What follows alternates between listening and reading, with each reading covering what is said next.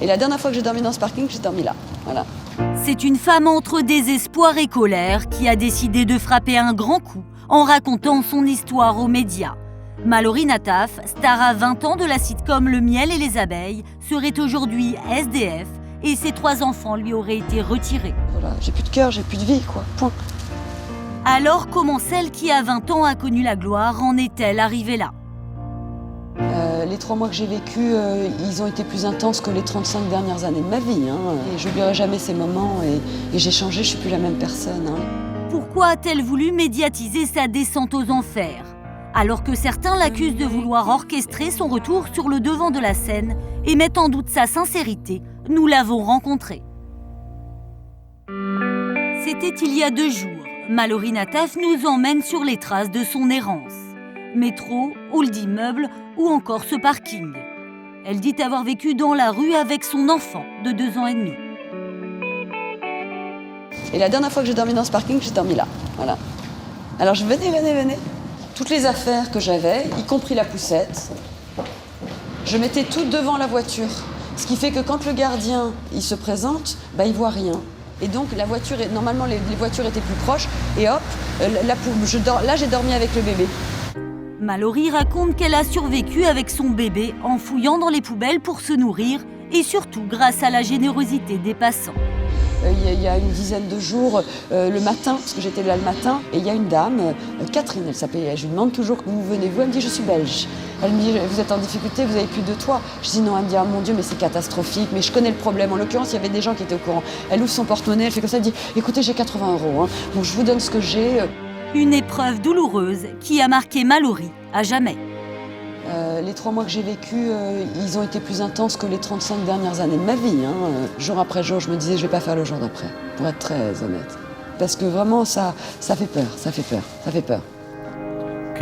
Difficile de comprendre comment celle qui fut l'idole des années 90 a pu se retrouver dans une situation si dramatique. Car avant de perdre son toit et toute ressource pour subsister, Mallory a connu le succès et la vie facile grâce à la sitcom d'AB Productions, Le miel et les abeilles. À 20 ans, elle y incarne la pétillante Lola, toujours entourée d'une nuée de prétendants. Entrez! Tu voulais me voir, mon bébé d'amour? Il faut qu'on parle, Johnny, toi et moi. À l'époque, elle croit sa carrière lancée. Elle enregistre même 2 singles et décroche d'autres contrats. Je vis dans les nuages, je serai ton otage. Sur une journée de 24 heures, je travaillais entre 17 et 19 heures tous les jours, pendant 4 ans sans m'arrêter. Donc une fois que je sortais de chez AB Productions, j'avais des répétitions de théâtre qui ont duré 3 mois, parce que je suis restée 26 mois chez AB Productions. Donc au bout de 6 mois, j'ai décroché une pièce de théâtre. Donc je quittais AB, j'avais des répétitions et pendant 4 mois. Et après, j'étais 6 mois au théâtre tous les soirs, pendant que je faisais AB. Mais déjà, son caractère volcanique ne plaît pas à tout le monde. Son étiquette de rebelle du show business lui vaut bien des déboires. En 1994, cette apparition dans une émission de télé destinée à la jeunesse va créer le scandale. Une prestation sans culotte dont Mallory n'imagine pas alors les conséquences. Et je me rappelle un soir, j'étais avec mon fiancé de l'époque et on était en train de rouler dans sa voiture. Et à un moment donné, je vois un truc, c'était des 4x3. Je dis attends, ça s'appelait Hervé. Je dis Hervé, arrête-toi, je crois que je viens de voir mes fesses sur un 4x3. Ça m'a beaucoup fait rire. D'abord parce que j'avais 20 ans. Et qu'à 20 ans, je ne sais plus qu'est-ce qui a chanté ça. Rien n'est jamais sérieux. Enfin, je veux dire, à 20 ans, voilà. Mais très vite, l'affaire lui échappe. Dans l'inconscient collectif, je suis la fille qui porte pas de culotte. Ça m'a collé une image de prostituée et ça a duré 4 ou 5 ans et ça a plombé ma vie. Sa carrière décline. L'actrice se fait oublier pour se consacrer à sa vie de famille. Il y a encore 18 mois, c'était une mère comme les autres qui vivait dans le 16e arrondissement de Paris. Voilà, mon immeuble, c'était cet immeuble-là, voilà, celui-là. Et donc, j'ai vécu 14 ans là avec mes enfants, oui, c'est ça. Non, 13 ans avec mes enfants ici.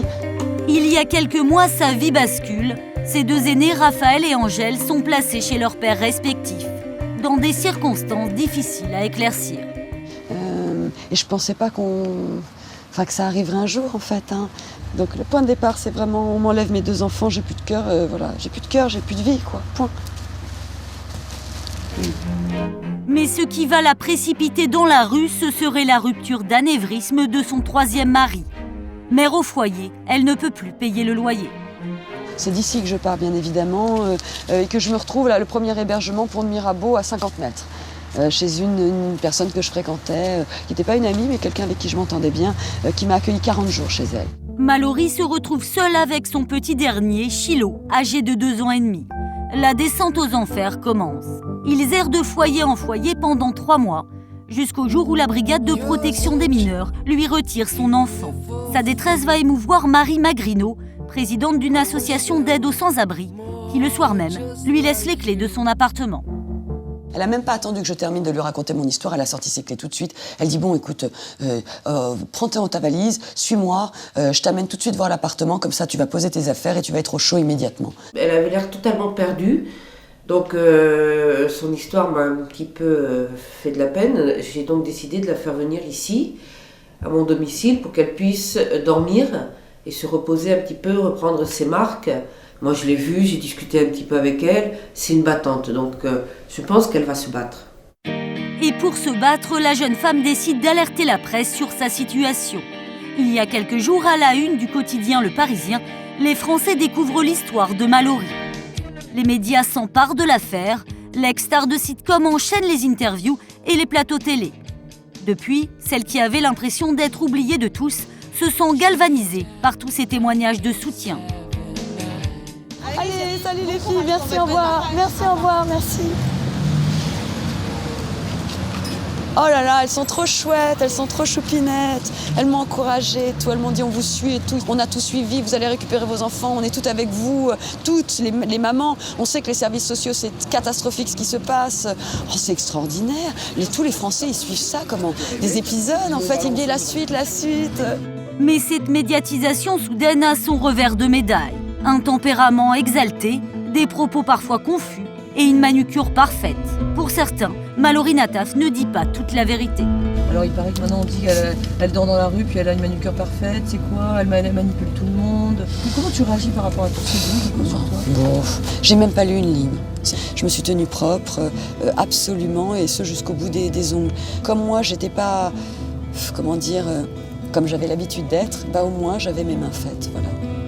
Ignorant les critiques et le scepticisme, Mallory se contente d'espérer que cette médiatisation va lui permettre de récupérer la garde de son fils, qui a été provisoirement placé dans une pouponnière. Aujourd'hui, elle a rendez-vous au tribunal. Le juge a décidé de prolonger de 2 mois le placement de son enfant. Il faut qu'elle retrouve un logement, qu'elle a déjà en partie aujourd'hui, puisqu'on lui a prêté un logement, donc elle a quand même un toit à durée indéterminée. Et puis il faut qu'elle renoue avec les aides sociales, et puis aussi qu'elle puisse se réinsérer professionnellement pour qu'elle puisse de façon pérenne assumer le bien-être de son enfant. Mais je crois que j'ai été entendue, et je crois que cet homme m'a entendue aujourd'hui. C'est déjà beaucoup. Si la médiatisation de ces déboires ne peut pas influencer la justice, elle va peut-être permettre à Mallory Nataf de retrouver des conditions de vie décentes. Un éditeur a décidé de publier son histoire. Moi, ça me frappe plutôt, et je pense que on peut, nous, éditeurs, en tirer quelque chose d'intéressant dans l'optique de faire un livre un peu prise de conscience, d'en faire un livre qui montre que personne n'est à l'abri. Et voilà, vous voyez, regardez ce qui peut vous arriver.